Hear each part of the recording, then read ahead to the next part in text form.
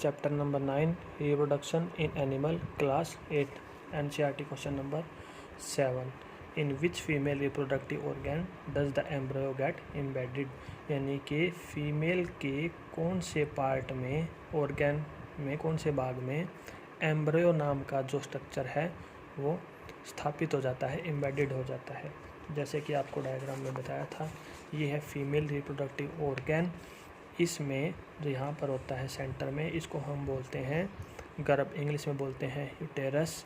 और यूटेरस की जो वाल होती है, उस वाल के अंदर जो हमारा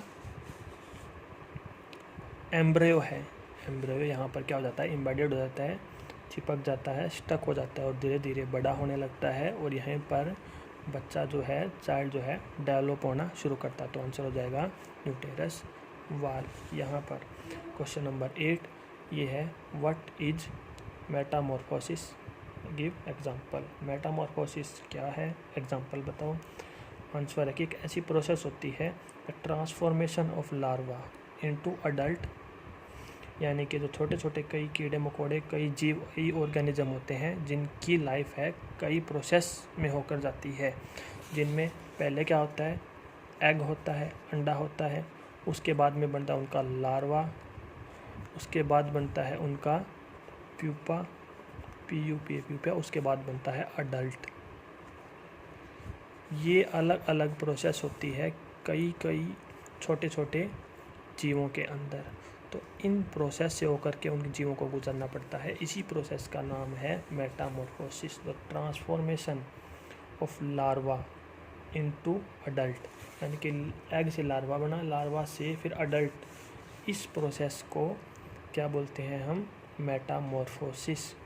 the metamorphosis is a biological process. ये कैसी प्रोसेस है, बायोलॉजिकल प्रोसेस है। In which involve sudden abrupt change in the body, जिसमें क्या होता है, बहुत तेज़ी से चेंज होते हैं, यानी कि बदलाव होते हैं किसके अंदर, शरीर के अंदर। स्ट्रक्चर ऑफ द एनिमल, जीव के शरीर के अंदर बहुत तेज़ी से बदलाव होते हैं।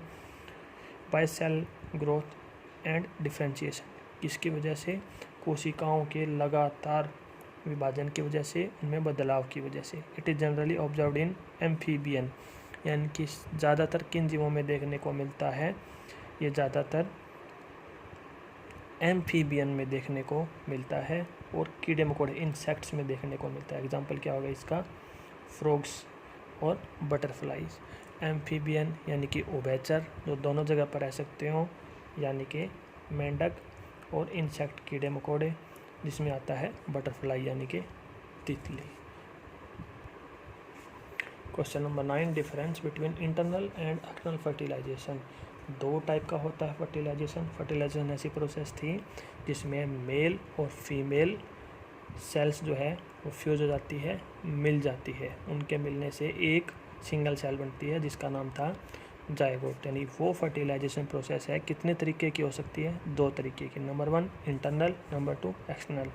इंटरनल में क्या होगा, फ्यूजन यानी कि मिलना ऑफ मेल एंड फीमेल, दो कोशिकाओं का, जैमेट का, takes place inside the body.